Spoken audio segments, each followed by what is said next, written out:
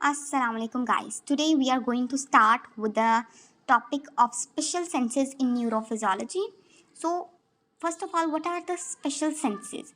The senses which are specific for a single organ. For example, vision, hearing, olfaction. These all are special senses. In contrast, there are general senses. For example, touch. Touch can be felt at many parts of the body. For example जैसे हमें हाथ से हम touch कर सकते हैं, हमें अपनी बॉडी के किसी भी पार्ट पर टच फील हो सकता है. वाइल अगर विजन को हम देखें, vision can only be done with the help of eyes. कोई और ऑर्गन विजन परफॉर्म नहीं कर सकता. So special senses are those which are specific for a single organ. We are going to start with the optics of vision. So what are the physical principles of optics? Basically we have to study the three principles: light, refraction, focusing and depth of focus. In refraction of light, first of all, what is refractive index? It is the ratio of light in air to the velocity in the substance. Like ratio of velocity of light in the air, which is 3 multiplied by 10 raised to the power 8 metre पर second. और उस substance में जो velocity होगी light की, उन दोनों का रेशो हम ये रिफ्रैक्टिव इंडेक्स जो होता है ये मैक्सिमम होता है एयर का, जो कि 1 है. इसी तरह अगर हम ग्लास का कैलकुलेट करें तो speed of light in air कितनी है हमारे पास? 300,000 किलोमीटर पर सेकेंड. और ग्लास में कितनी होती है? 200,000 किलोमीटर्स पर सेकेंड. इन दोनों का रेशियो लेंगे तो हमारे पास आएगा 1.5. So refractive index of glass is 1.5.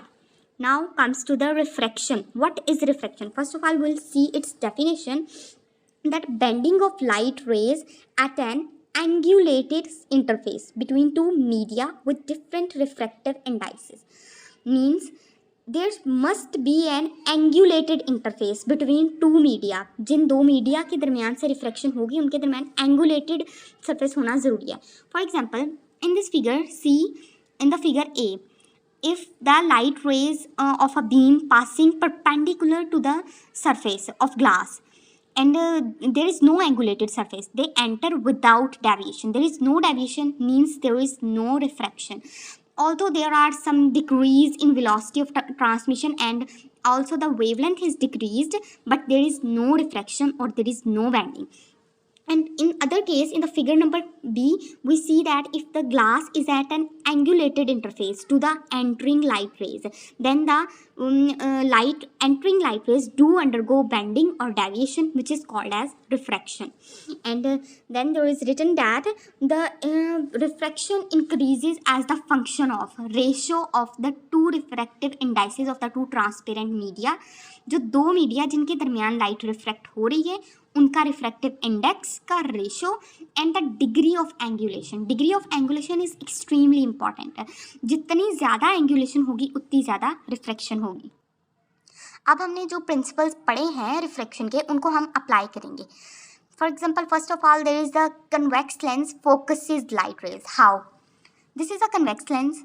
जो लाइट एंटर हो रही है बिल्कुल इसके सेंटर में, वो एंटर हो रही है बिल्कुल perpendicular to it. For example, these light rays are entering perpendicular to the lens surface.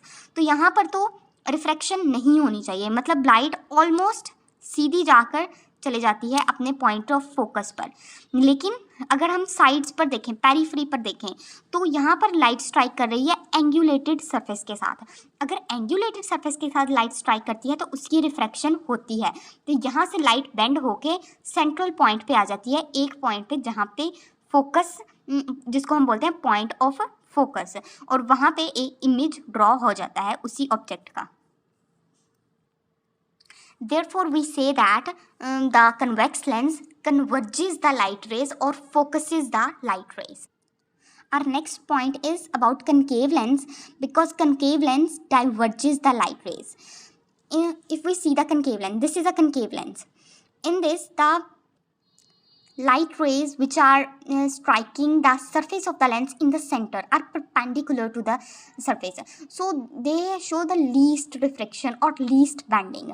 And while the light rays which are striking at the periphery of the lens, they show much more refraction. Therefore, we say that concave lens diverges the light rays. Now there is an important concept of the cylindrical lens. This is the cylindrical lens.